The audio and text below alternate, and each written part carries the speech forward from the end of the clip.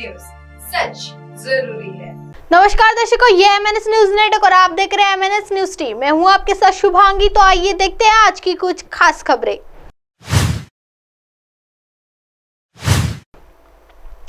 आपने राम मंदिर बना दिया तो आप राम नहीं बन गए। पीएम मोदी के जन्मदिन पर कपिल सिब्बल का कटाक्ष।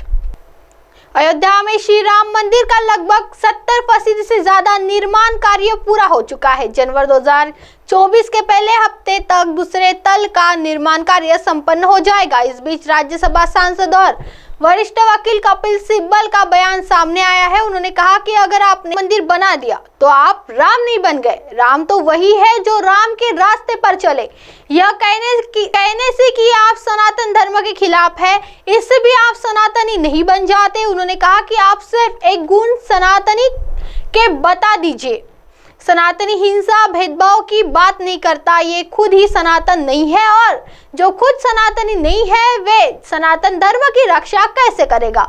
असली सनातनी धर्म सनातनी गांधी जी थे, सच्चाई के आधार पर चलते थे, न कि किसी सूट बूट और कॉर्बेट पार्क जाते थे। सनातन धर्म के लोग इमारतें नहीं गिराते हैं। प्रधानमंत्री नरेंद्र मोदी को उनके 73वें जन्मदिन पर सुझाव देते हुए सिब्बल ने कहा कि मेरा यही संदेश है कि सनातनी बने, मुझे नहीं मालूम कि क्या पेश होगा। कपिल सिब्बल संसद के विशेष सत्र को लेकर राज्यसभा सांसद और वरिष्ठ वकील कपिल सिब्बल ने कहा कि संसद में क्या होने वाला है यह हम नहीं, जब कोई प्रस्ताव पेश हो मुझे नहीं मालूम कि क्या पेश होगा। इससे पहले जब भी विशेष सत्र का आयोजन हुआ है उसमें हमें एजेंडे से पहले ही बता दिया जाता था। यहाँ चर्चा करें। संसद का विशेष सत्र 18 से 22 सितंबर तक बुलाया गया है। इस दौरान संविधान सभा के लेकर आज तक संसद की 75 वर्षों की यात्रा और उपलब्धियां पर चर्चा की जाएगा। विशेष सत्र में 4 विधेयक भी सूचीबद्ध है। कार्यक्रम के अनुसार यह सत्र 18 सितंबर को पुराने भवन में शुरू होगा और गणेश चतुर्थी के दिन यानी 19 सितंबर को नए संसद भवन में स्थानांतरित हो जाएगा। आइए बढ़ते अगली खबर की ओर। पीएम मोदी ने किया Delhi airport metro express line extension का उद्घाटन। प्रधानमंत्री नरेंद्र मोदी ने द्वारका सेक्टर 21 से यशोभूमि द्वारका सेक्टर 25 तक Delhi airport metro express line के विस्तार का उद्घाटन किया। Delhi airport metro express line के विस्तार का उद्घाटन करने से पहले दिल्ली मेट्रो यात्रा की।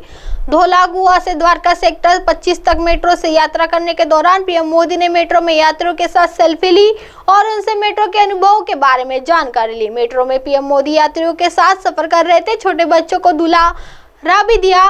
पीएम मोदी ने द्वारका सेक्टर 21 से यशोभूमि द्वारका सेक्टर 25 तक Delhi airport metro express line के विस्तार का उद्घाटन करने के बाद दिल्ली मेट्रो के कर्मचारियों के साथ बातचीत की। दिल्ली मेट्रो रेल कॉर्पोरेशन ने कहा कि इस लाइन पर सामान्य यात्री दोपहर 3 बजे से यात्रा कर सकेंगे। इस लाइन पर मेट्रो परिचालन शुरू होने से नई दिल्ली से यशोभूमि द्वारका सेक्टर 25 तक एयरपोर्ट एक्सप्रेस लाइन की कुल लंबाई 24.9 किलोमीटर हो गई है। अधिकारियों ने कहा कि नया स्टेशन द्वारका में शहरी संपर्क बढ़ाएगा और केंद्रीय दिल्ली से IIC तक यात्रा की सुविधा प्रदान करेगा। नया स्टेशन द्वारका सेक्टर 25 के आसपास के निवासियों और पड़ोसी गुरुग्राम के द्वारका एक्सप्रेसवे के साथ एक नए सेक्टरों में भी मेट्रो संपर्क प्रदान करेगा। India international convention and expo centre में मोदी वही प्रधानमंत्री नरेंद्र मोदी ने विश्वकर्मा जयंती के अवसर पर India international convention and expo centre Dwarka में एक नई योजना पीएम विश्वकर्मा शुरू करने से पहले भगवान विश्वकर्मा को पुष्पांजलि अर्पित की। आइए बढ़ते अगली खबर की ओर। केंद्रीय मंत्री अनुराग ठाकुर का कांग्रेस पर निशाना। केंद्रीय मंत्री अनुराग ठाकुर अपने गृह राज्य हिमाचल प्रदेश के दौरे पर है। अनुराग ठाकुर ने देश के प्रधानमंत्री नरेंद्र मोदी के जन्मदिन के मौके पर आयोजित सेवा पखवाड़े पर शिमला के दीनदयाल उपाध्याय क्षेत्रीय अस्पताल में पहुंचकर मरीजों के साथ मुलाकात कर उनका कुशल क्षेम जाना। साथ ही भारतीय जनता युवा मोर्चा को ओर से आयोजित कार्यक्रम में मरीजों और उनके तीमारदारों को फल भी वितरित किए। उन्होंने देश के प्रधानमंत्री नरेंद्र मोदी को जन्मदिन के मौके पर बधाई दी।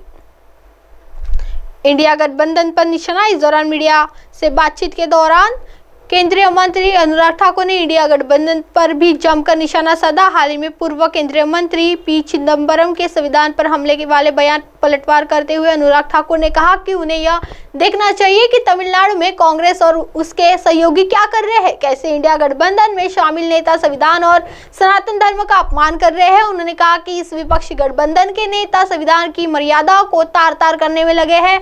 केंद्रीय मंत्री अनुराग ठाकुर ने कहा कि एक राष्ट्र एक चुनाव देश की जरूरत है। उन्होंने कहा कि क्या कांग्रेस के नेता यह नहीं चाहते कि देश का समय बचे, क्या वे नहीं चाहते कि नेता और अधिकारियों का समय बचे और इस समय का इस्तेमाल राष्ट्र निर्माण में हो सके। अनुराग ठाकुर ने कहा कि एक राष्ट्र एक चुनाव के लाभ ही लाभ है। शायद कांग्रेस के पास ऐसा नेता नहीं है जो इन्हें जीत दिलवाने का दम रखे। केंद्रीय मंत्री अनुराग ठाकुर ने कहा कि विपक्षी गठबंधन की 4 बैठक होने के बाद भी न तो अब तक चेहरा मिला है और न ही संयोजक। यूपीए के दौरान कांग्रेस पार्टी इतनी बदनाम हो गई है कि अब नया चोला पहनकर नाम बदल रही है। उन्होंने कहा कि कांग्रेस ने सिर्फ चोला बदला है, इसका चाल और चरित्र पुराना ही है। अब आप हमारे चैनल को आपके मोबाइल पर भी देख सकते हैं। मोबाइल ऐप पर देखने के लिए play store MNS news TS download करें। इंस्टा, ट्विटर, हाइकू, फेसबुक और कई सोशल मीडिया प्लेटफॉर्म पर हमारा चैनल उपलब्ध है। आप इसी यूट्यूब पर भी देख सकते हैं। आप हमारे चैनल को लाइव भी देख सकते हैं www.mnsnewst.com पर। फिलहाल वक्त हो चला है दर्शकों ब्रेक का। ब्रेक से लौटने के बाद देखिएगा देश और दुनिया की तमाम बड़ी खबरें। बनी रही MNS न्यूज़ टी पर। नमस्कार।